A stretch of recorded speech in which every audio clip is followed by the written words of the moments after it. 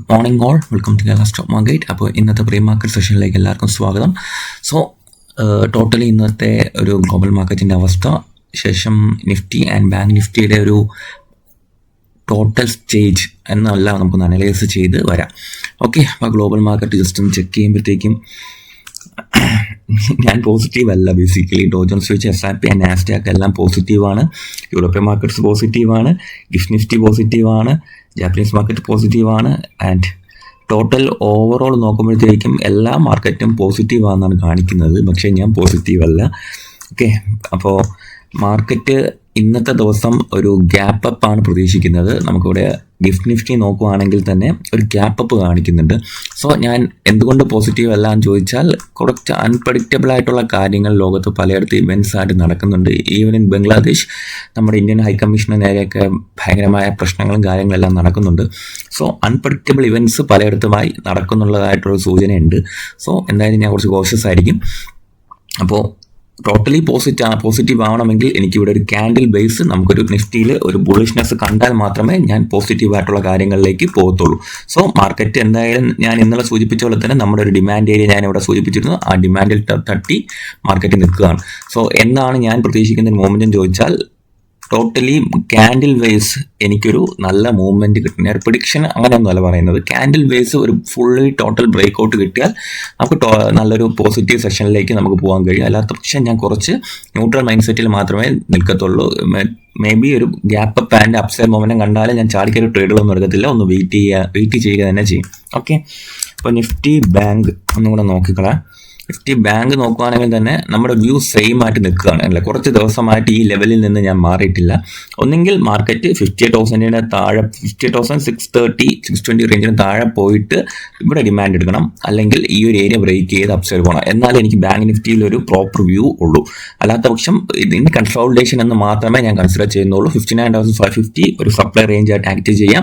And ഇത് break ചെയ്താൽ അടുത്ത സപ്ലൈ റേഞ്ചിലേക്ക് പോകാൻ സാധ്യതയുണ്ട്. സോ ഈ ഒരു ഇൻ ബിറ്റ്വീൻ മൂവ്മെന്റ്സിൽ എനിക്ക് പ്രത്യേകിച്ച് വ്യൂ ഒന്നും ഞാൻ നിഫ്റ്റി ബാങ്ക് സ്റ്റോക്സിൽ ഇല്ല എന്നുള്ളതാണ് സത്യം. അപ്പം ഇന്നത്തെ പ്രധാനപ്പെട്ട ന്യൂസ് ബേസ്ഡ് സ്റ്റോക്സ് എന്തൊക്കെയാണെന്ന് പരിശോധിച്ചാൽ, HCL ടെക്നോളജീസ് ഒരു എഗ്രിമെന്റ് സൈൻ ചെയ്തതായിട്ട് ബന്ധപ്പെട്ട ഒരു ന്യൂസ് ഉണ്ട്. $160 million ഒരു വലിയ എഗ്രിമെന്റ് സൈൻ ചെയ്തിട്ടുണ്ട്. പിന്നെ ആംബർ വരെ 500 കോടി റിസർച്ച് ആൻഡ് ഡെവലപ്മെന്റിന് വേണ്ടിയിട്ട് പഞ്ചാബിൽ ഇൻവെസ്റ്റ് ചെയ്യാൻ പോകുന്നുണ്ട്. ഹീറ്റിംഗ്, വെന്റിലേഷൻ, എയർ കണ്ടീഷനിങ് പ്രൊഡക്ട്സുമായിട്ട് ബന്ധപ്പെട്ടുള്ള ഇതൊരു റിസർച്ചിന് വേണ്ടിയിട്ടാണ് അവിടെ പഞ്ചാബിൽ ഒരു ഇൻവെസ്റ്റ്മെന്റ് വരുന്നത്. ശേഷം GPT ഇൻഫ്രാ പ്രൊജക്ട്സിന് 1,904 കോടിയുടെ ഒരു കോൺട്രാക്ട് കിട്ടിയിട്ടുണ്ട് എന്നുള്ള ന്യൂസ് നിലവിലുണ്ട്. ശേഷം റിലയൻസ് ഇൻഡസ്ട്രീസിന്റെ പ്രധാനപ്പെട്ട ന്യൂസ് ഉണ്ട്.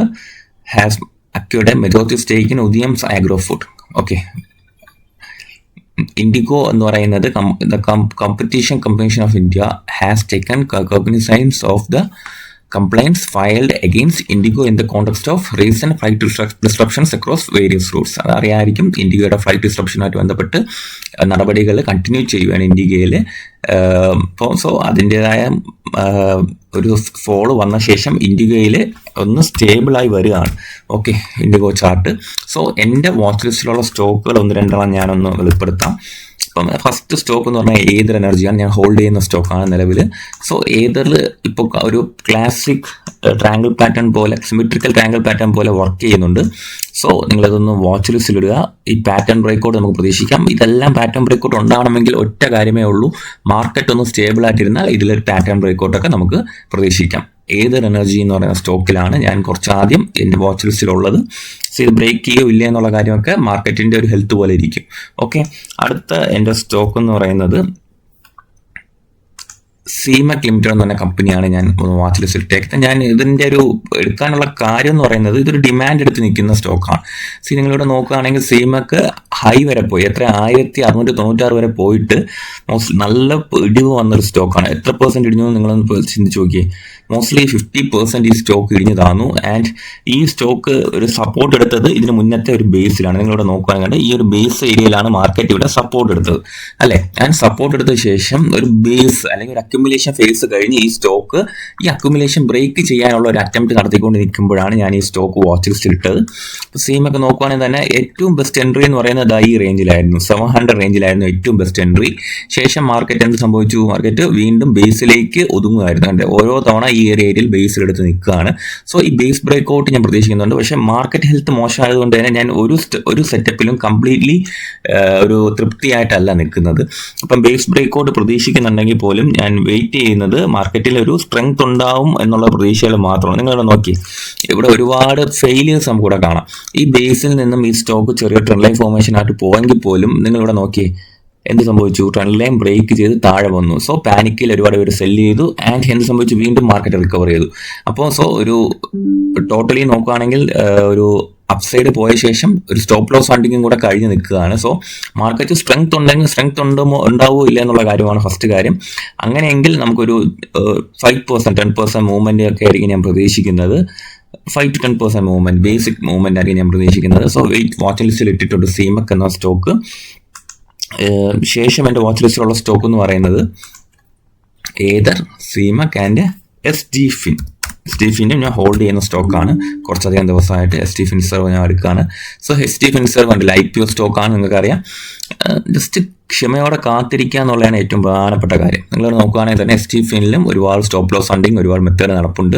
ഇപ്പം ഡേ ചാർട്ടാണ് എടുത്തിരിക്കുന്നത്. മാർക്കറ്റ് എന്താ ചെയ്യാൻ പോകുന്നത് എന്നുള്ള കാര്യം നമുക്ക് നോക്കാം.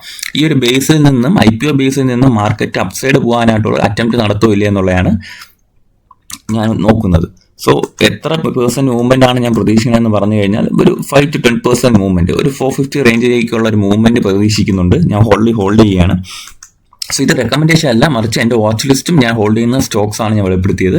ജസ്റ്റ് ഇതൊന്ന് വാച്ച് ലിസ്റ്റിൽ ഇടുക. നിങ്ങൾ ഇതിൻ്റെ ടെക്നിക്കാലിറ്റീസ് പഠിക്കാൻ ശ്രമിക്കുക. ഓക്കെ, ഈ ഒരു ഏരിയാസിൽ ഇങ്ങനത്തെ പാറ്റേൺസിൽ മാർക്കറ്റ് എങ്ങനെ ബിഹേവ് ചെയ്യുന്നു എന്നുള്ള കാര്യം നിങ്ങൾ സ്വയം ഡെവലപ്പ് ആവാൻ വേണ്ടിയിട്ട് പഠിക്കാൻ ശ്രമിക്കുക. ഓക്കെ, ജസ്റ്റ് ലെവൽസ് മാർക്ക് ചെയ്ത് വയ്ക്കുക ആൻഡ് ലൈവ് മാർക്കറ്റിൽ ഇതിൻ്റെ ഒരു പ്രൈസ് ആക്ഷൻ വാച്ച് ചെയ്യുക. ഇപ്പോൾ നിങ്ങൾ ഇവിടെ പ്രതീക്ഷിക്കേണ്ട കാര്യം എന്താണ്? 1 2 3 4 5 6 ഓസ്ട്രേലിയ 6 തവണ ഈ സ്റ്റോക്ക് ഈ ഒരു ഏരിയയിൽ നിന്ന് 400 410 റേഞ്ചിൽ നിന്ന് ബ്രേക്ക് ചെയ്ത് അപ്സൈഡ് പോകാനുള്ള അറ്റംപ്റ്റ് നടത്തിയിട്ടുണ്ട്.